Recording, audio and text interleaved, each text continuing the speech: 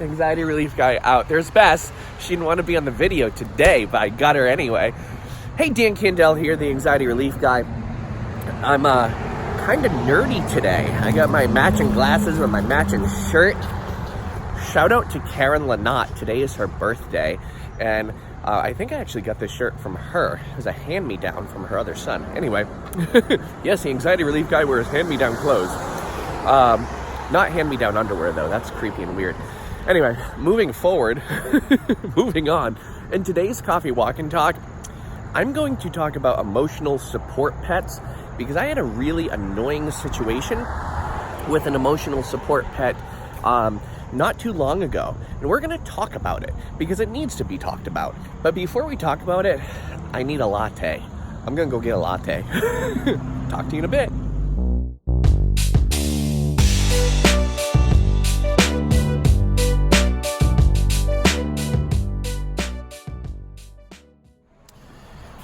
Today's coffee is a pumpkin spice iced latte because your boy is basic.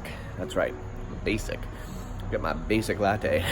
Anyway, emotional support pets. Okay, listen, we need to talk about this.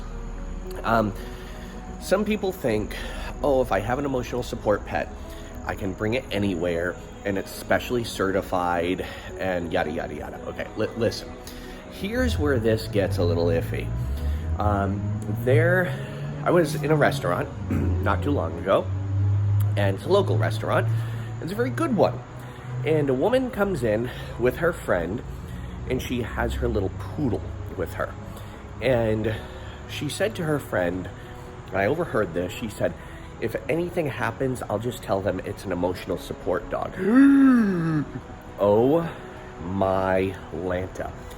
I will tell you, that literally frosted my behind. And here's why. Because there was a problem. That dog, and by the way, I love animals. I am a dog lover, a cat lover. I love animals. But this dog starts barking in the middle of the restaurant. Then it starts jumping on this lady's lap, and it starts eating her food. And then it started jumping on other people's laps and trying to eat their food too. And I'm like, I swear, if the owner doesn't come over and say something. So anyway, so the owner comes over, and the owner is like, ma'am, I'm going to have to ask you to leave if you don't control your dog. And the woman launches into this freaking fit. And she goes, I have anxiety, and this is an emotional support dog. I can't leave the house without it. I have agoraphobia, which, by the way, agoraphobia is a fear of leaving the house. My mom thought she had it, and she called it homophobia. She's like, Dan, I'm homophobic. I'm like, Ma, you have a gay son. She goes, well, I sometimes I'm afraid of leaving the house. So note to self and note to you, homophobia is not it does not mean you're afraid of leaving the home. So anyway, so this woman, she claimed she had agoraphobia. She could not leave the house without her dog. And oh my gosh, the woman said, the owner of the restaurant said, well, ma'am, I'm going to need to see some paperwork on your dog. This woman launches into a tirade and then says, I will have the news here and Channel 7 here and yada, yada, yada. I'm like, are you freaking kidding me?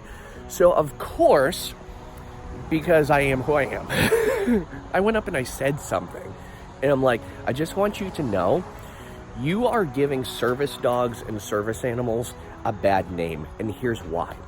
Service animals are actually certified. They go through a very specific training and as service dogs, and they are like on the job. They work and they are specially trained.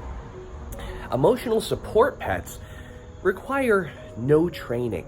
In fact, JetBlue, the airline, just had to put a decree in their terms and services and agreements about a year ago saying the only emotional support animals allowed on board are dogs and cats. You can, I believe, rabbits and small horses, which I don't get. They said you cannot bring animals with scales, quills, or tusks.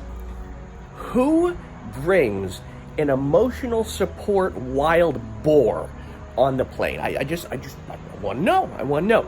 This is something that really frosts me, and here's why. There are people that legitimately need assistance of a service dog or of an emotional support pet, in which case I completely get and understand it can be therapeutic. But the second you breach that and you say, I'm just going to tell people my dog is an emotional support dog just so I can bring it places with me, you are an idiot. And I want to make that clear. IDIOT, idiot, because you are ruining it for other people. This is something where emotional support dogs and service dogs or emotional support pets are completely different. Yes, emotional support pets can be soothing. I can't tell you how many people that I've hypnotized where I ask them to think of a really pleasant thing. They say, when I'm petting my dog or my cat in bed at home, that's where I feel safest. I 100% support that. I 100% get that. But when you bring it to the point of you're bringing your pet places, and just to bring it places, you say you need it medically, that's where you got to check yourself. So with that said, my friends, Dan Candell here, the anxiety relief guy, creator of the anxiety relief revolution. This is something we need to really watch out for because we don't want to ruin it for other people. So make sure if you have an emotional support pet, make sure that it serves you, and don't be that self-serving person that goes out there and just is an idiot with it. So anyway, with that said, be well, do good, be true to who you are. For more, go to anxietyreliefguy.com. Ta-ta for now.